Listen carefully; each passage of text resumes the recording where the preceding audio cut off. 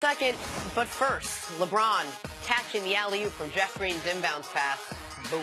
The only way you saw this live is if you were in the arena. Yes. We were in some highlight or some graphics package when this play happened. Definitely not going to win an Emmy for that telecast part of it. No, LeBron made a great read. Him and Jeff Green make eye contact with each other. He goes back door and out of bounds and finishes on top of his head. Oh, DeMar DeRozan hits the tough reverse layup, 2 of his 22 on the night. DeRozan was good, not great. Which is one of the problems the Raptors had last night. I felt like he could have, I feel like he should have been more aggressive. I feel like when Lowry's only going to take 12 shots, DeRozan had the opportunity to take more than the 20 he took. Oh, Pelicans Warriors Anthony Davis with the yam. And Nick, he didn't have to jump 20 feet to catch this pass for once. Because Rondo's the one passing. Perfect pass. Rondo throws you the perfect pass. It's the Solomon Hill, Antoine Moore alley-oops that make me, oh no, what's happening? Over 2 Warriors. Clay's up under him. Draymond coming from the backside. This is, quietly, this is a nice, spectacular play.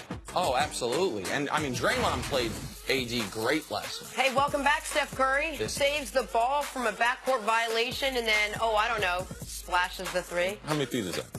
It was listed at 32 is what they said on the official box score. However many... Did they move the three-point line back? Right, that's why I didn't think it was 32. It seemed like it was, but that's what it was listed in the play-by-play. You know how many feet it was, those, CC? Steph Curry feet. That's what it was. Because that's the Steph Curry shot. It's those types of plays that made him famous. Did you see him warming up before the game? Yes. Not out of the tunnel. 3 in a row from half court. Oh, I thought Andy was doing hoodie Steph.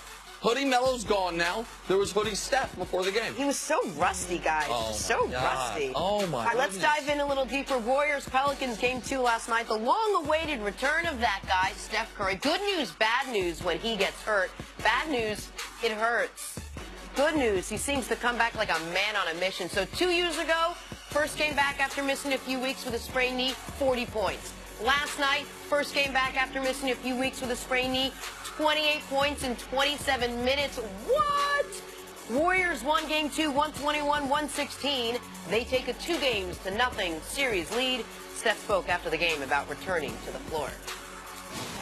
Real eager, as of late, trying to get back out there and be with my teammates and do what I love to do. So to get back out there on the floor, play some playoff basketball, and get a big win tonight. It was huge. It was a good feeling. The crowd was crazy, and obviously we did what we needed to do in these first 2 games, going up 2-0, and we got to have our game travel to New Orleans.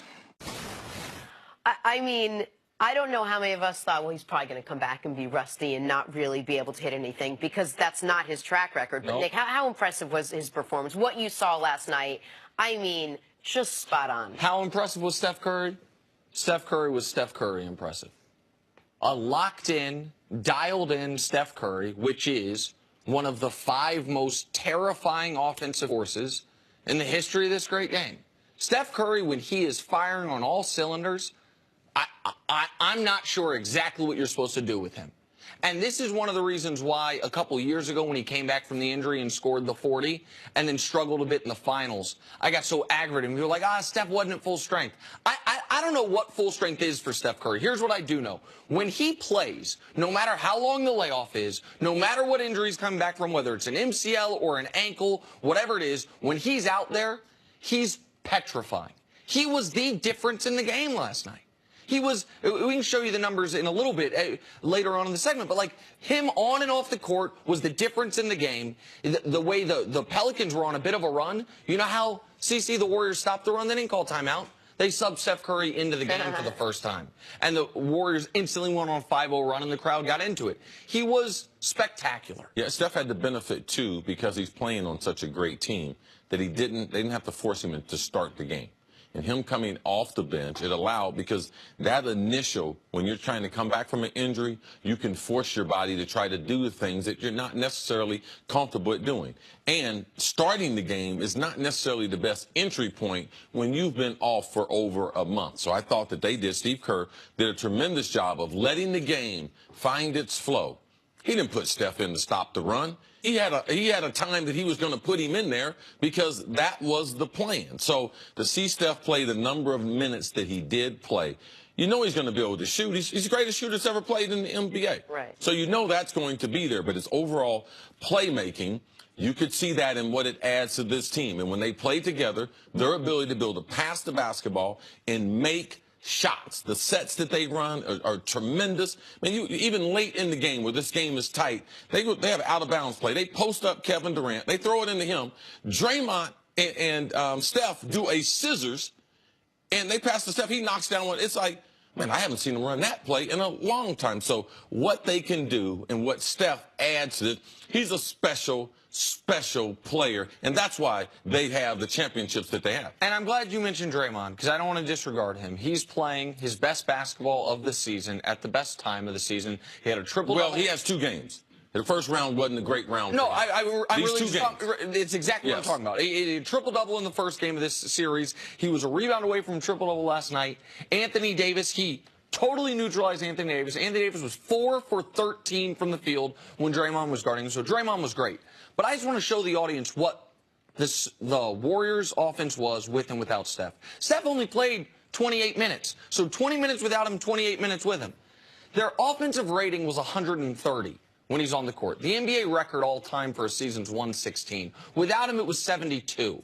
The Suns this year, the worst offense in basketball, were about 98.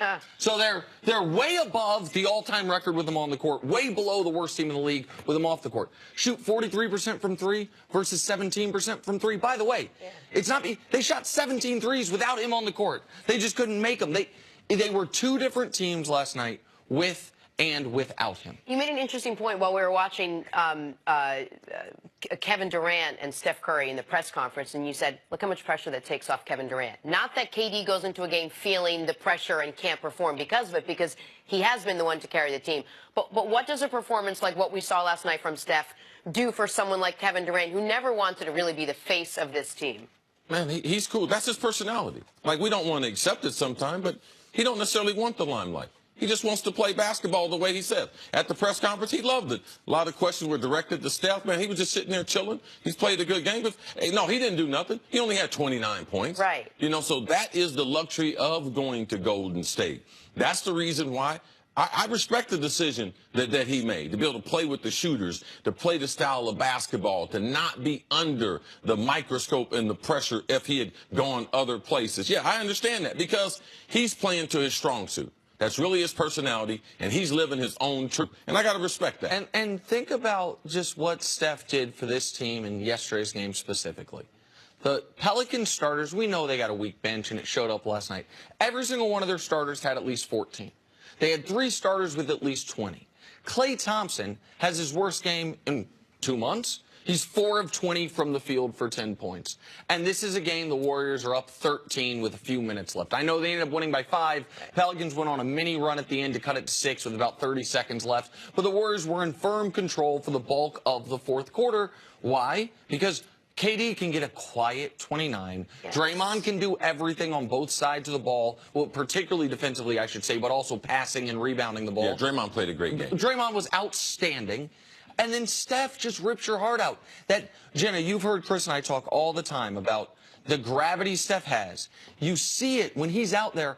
How much easier are the passing lanes for the Warriors? Because you're playing 4-on-4 if he doesn't have the ball. Because his man has to be 30 feet from the basket. Like, it's just, I mean, the Death Star that the Warriors lineup can be was fully engaged last night. And the whole league's on notice. The entire league, and by the entire league, we're really talking about Houston. Houston's the team that's been circling them. That's what we're looking at. All right, we'll watch this again, Game 3, Friday night at New Orleans, where the series will shift there. Coming up, talk some football. Just how much has Dez Bryant declined? Next on First Things First. I'm going to have to Google Death Star. You said that a couple times.